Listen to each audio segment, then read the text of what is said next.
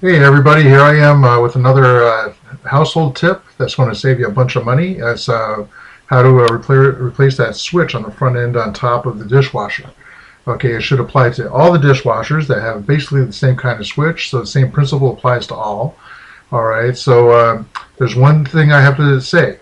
I am not responsible for you getting electrocuted. You must adhere to the caution of disabling the circuit breaker to that dishwasher. All right, so don't sit there and try getting on me about getting zapped basically to death if you don't do that. It's a very important thing. Trip the breaker to the dishwasher. And if you need to, verify it with a meter at the switch to make sure, or even turn on the dishwasher, see if it turns on. All right, so enjoy the video. Watch the whole thing through before you start anything. All right, and subscribe if you would. Okay, the first step before you do any work like this, is you find your breaker, in this case the dishwasher, number 29. You come over to 29. Well, it's not so great in here. 29 here, and you kill the breaker. You just don't want to get zapped, so that's a safety precaution. If you have any youngsters around or anybody else that comes tampers with the fuse box, you may want to flag it, let everybody know, hey, don't mess with that breaker. Now this is a old Whirlpool, actually it's an Admiral dishwasher. But the Whirlpool, the part number for the handle, but this handle right here is broke. That's the problem. It does close long enough to actually wash the dishes, but when you open it to put something else in, let's say you forgot something, go close it again, it leaks. It just floods because it doesn't latch. So this thing doesn't latch. This is the company. I'll put the address, website address on the bottom of the description. This is the part, like I showed you. That's the part. When I looked it up, about $35 for the part. It would cost you a lot more than that for somebody to actually come in. So this is it. The first thing to do though, on the bottom here. Now I did take this apart in order to diagnose the part. This is the latch right here that doesn't move, doesn't do anything up on the latch on top. So number one is it takes some kind of a star type point to take all these screws out. There's a bunch of screws, and if I count them, there's 3, 4, there's 3, there's 7, and 4 more. There's 11 screws to take out. This whole panel comes out. You have to be careful. So I'm going to pull the screws out. You don't need to see me do that. All right, I'm not going to waste your time with that. So let me go ahead and pull those out. All right, screws are out. I'm going to lift this guy up. And now your 2 screws here actually held the switch into place. You see the wires inside. I can't stress enough. You have to disable that circuit breaker before coming in here, because your power is right here. Your white wires, your black wires are down here on this switch, and there they are, the hot and the cold wires. You're going to back these things off. Okay. If you feel comfortable, hey, use a meter to read them to make sure they're good and discharged.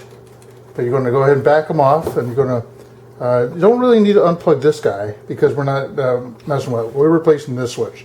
This is the bad switch, and it has and this is the bracket right here that's on the inside. So this just broke off of this, and that's where the problem was.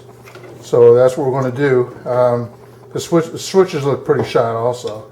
So it does take a little work breaking these free, get them out of there.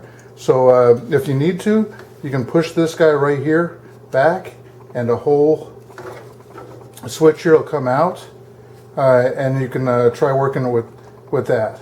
All right, because that's your actually switch right here, and then you have one on this side also.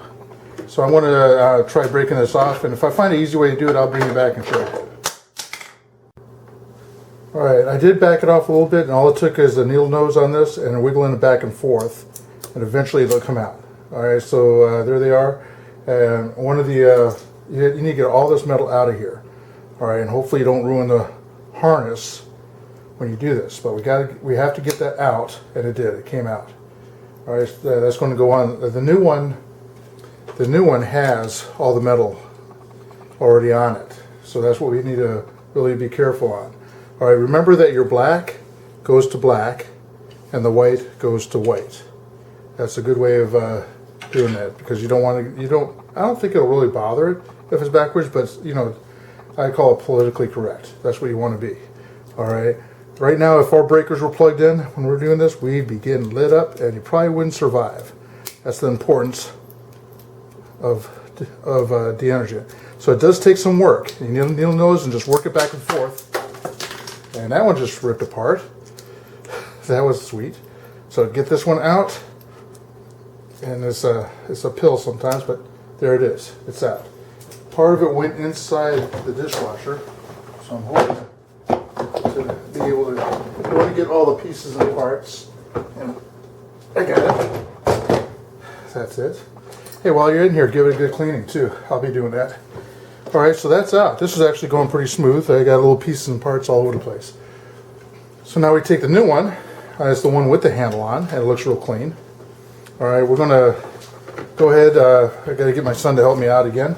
He just comes around on my right hand side and holds this up. Okay, and I got my knee, my comfortable wheelchair, and we're going to pop this back in. So plug it in. It's real easy. Plug this one in. It doesn't matter which one's which, upside down or not. I don't think it matters at all. All right, and you're going to slide that back in here. All right, and all we have to do now is close it and put the screws back on, and we're done. This is just think, somebody would be charging a lot of money to do this, and it actually works out pretty good. So that's it. All I have to do is put on all the screws, and it's up and running. And here it is. It's a done deal. It doesn't wobble around anymore, and closed. Hit that and it opens. It clicks, and it's as good as new. Not bad for 35 bucks, huh? So subscribe if you want. Hey, don't forget to turn on your circuit breaker, okay? And it should run.